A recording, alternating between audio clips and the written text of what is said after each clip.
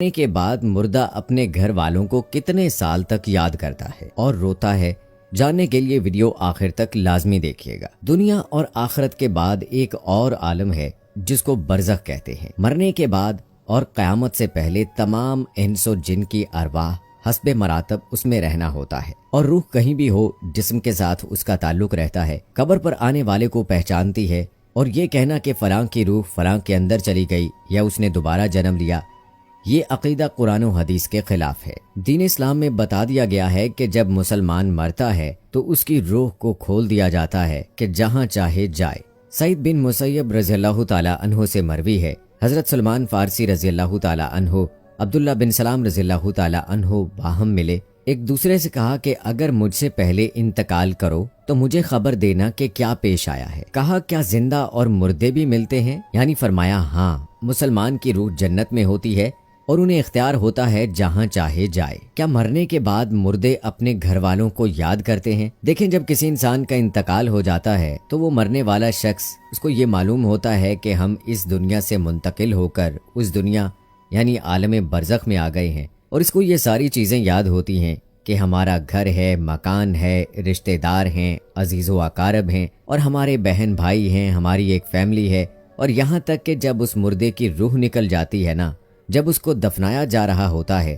تو پھر اس وقت وہ مردہ اپنی آنکھوں سے ساری چیزیں بھی دیکھ رہا ہوتا ہے، محسوس کر رہا ہوتا ہے، یعنی اس کی جو روح ہوتی ہے وہ ان ساری چیزوں کو دیکھ رہی ہوتی ہے، اور اس کو یہ پتا ہوتا ہے کہ اب ہمیں کفن پہنایا جا رہا ہے اور اب ہمارے جنازے کو اٹھایا جا رہا ہے۔ لہٰذا نیک بندہ تو یہاں تک کہتا ہے، جب اس کے جنازے کو لوگ اٹھاتے ہیں تو وہ کہتا ہے کہ اے لوگو، جلدی مجھے لے کر قبرستان کی طرف چلو اور بہت جلد میرے اصلی ٹھکانے میں یعنی قبر کے اندر پہنچا دو، کیونکہ اس کو موت پر ہی پتہ چل جاتا ہے کہ اس کا آگے ہونے والا کیا ہے، یعنی آگے آنے والے جو مرحلے ہیں وہ اچھے ہیں، اس کے لیے آسان ہیں یا سخت ہیں، اس کو پہلے پتہ چل جاتا ہے، کیونکہ روح نکلنے وقت کی جو سختی ہے اسی سے مردے کو محسوس ہو جاتا ہے۔ تو مومن بندہ کہتا ہے مجھے جلدی لے کر چلو اور مجھے قبر کے اندر اتار دو، میرے اصلی ٹھکانے تک پہنچا دو، کیونکہ آقا علیہ السلام نے ارشاد فرمایا دنیا مومن کی قید خانہ ہے، کافر کے لیے جنت ہے، اور جو گناہ گار، فاسق، فاجر، بے نمازی انسان ہوتا ہے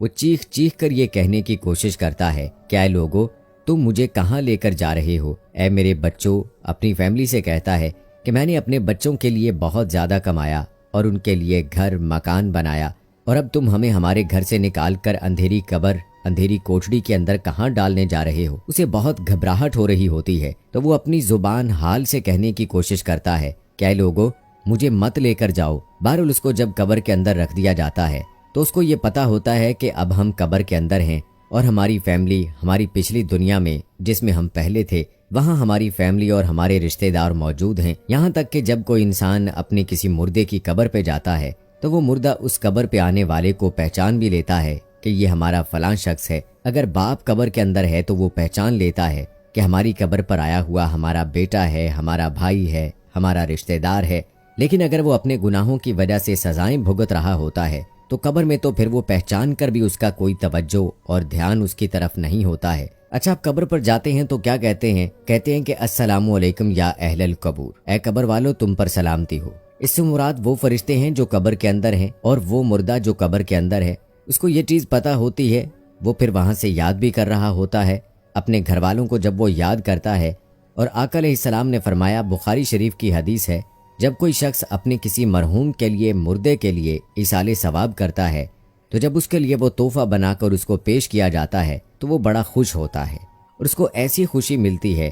اس وقت اس سے پہلے ایسی خوشی اسے کبھی ملی ہی نہیں ہوتی۔ جب کوئی بندہ کسی کے لیے ایصال ثواب کرتا ہے جو اس وقت اس کو خوشی ملتی ہے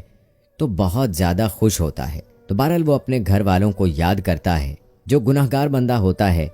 اسے یہ دنیا بہت یاد آتی ہے کہ ہم بہت عیش کی زندگی میں تھے، کیونکہ اس کے لیے وہ جنت تھی۔ گناہگار کے لیے تو وہ بڑا عیش، وہ سوچتا جو ہماری زندگی تھی دنیا والی، وہ اس زندگی کو بہت یاد کرتا ہے۔ لیکن جو نیک بندہ ہوتا ہے وہ تو اس کے لیے دنیا قید خانہ ہوتی ہے، اور جو قبر عالم کی جو زندگی ہے، یعنی قبر کی جو زندگی ہے، برزخی زندگی ہے، وہ اس کے لیے جنت والی زندگی ہوتی ہے، کیونکہ اس کے لیے قبر میں جنت کا بچھونا بچھا دیا جاتا ہے۔ نیک بندے کے لیے قبر میں جنت کی کھڑکی کو کھول دیا جاتا ہے، اس کو جنت کا لباس پہنا دیا جاتا ہے، جنت کی خوشبوئیں قبر کے اندر محسوس کرتا ہے، وہ نیک انسان جو نیک مردہ ہوتا ہے وہ بڑی راحتوں میں ہوتا ہے،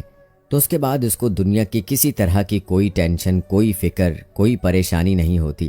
اب وہ اپنی زندگی میں ہوتا ہے جس میں اس کا اصلی ٹھکانہ ہے، تو وہ اسی میں خوش رہتا ہے۔ اور کچھ نیک لوگ ایسے ہوتے ہیں جب ان کا انتقال ہوتا ہے تو ان کو ایسے سلا دیا جاتا ہے کہ جیسے نئی نویلی دلہن ہوتی ہے۔ جو نیک بندہ ہوتا ہے اسے کوئی فکر نہیں ہوتی ہے،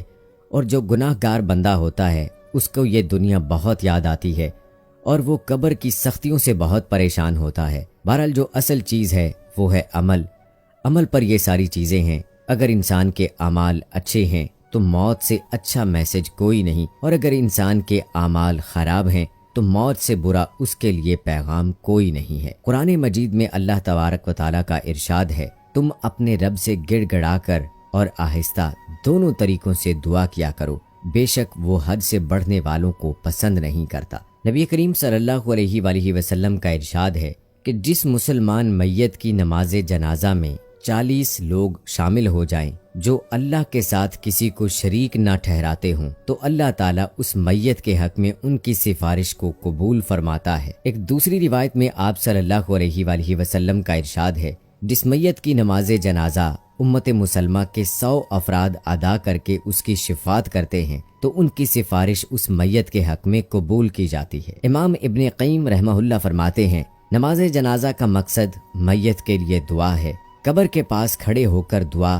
اور طلب مغفرت کرنا۔ حضرت عبداللہ بن عمر رضی اللہ تعالی عنہ کی روایت ہے کہ رسول اللہ صلی اللہ علیہ وآلہ وسلم جب میت کو قبر میں رکھتے تو فرماتے، بسم اللہ والا سنت رسول اللہ، اللہ تعالیٰ کے نام سے اور رسول اللہ صلی اللہ علیہ وآلہ وسلم کے طریقے پر۔ نیز حضرت عثمان بن عفان رضی اللہ تعالی عنہ کی روایت ہے، وہ کہتے ہیں کہ جب رسول صلی اللہ علیہ وآلہ وسلم میت کی تدفین سے فارغ ہوتے تو قبر پر کھڑے ہو کر فرماتے ہیں، اپنے بھائی کے لیے مغفرت کی دعا طلب کرو اور اس کے لیے ثابت قدمی مانگو، اس لیے کہ ابھی اس سے سوال کیا جائے گا۔ تو اللہ رب العالمین کی بارگاہ میں دعا ہے،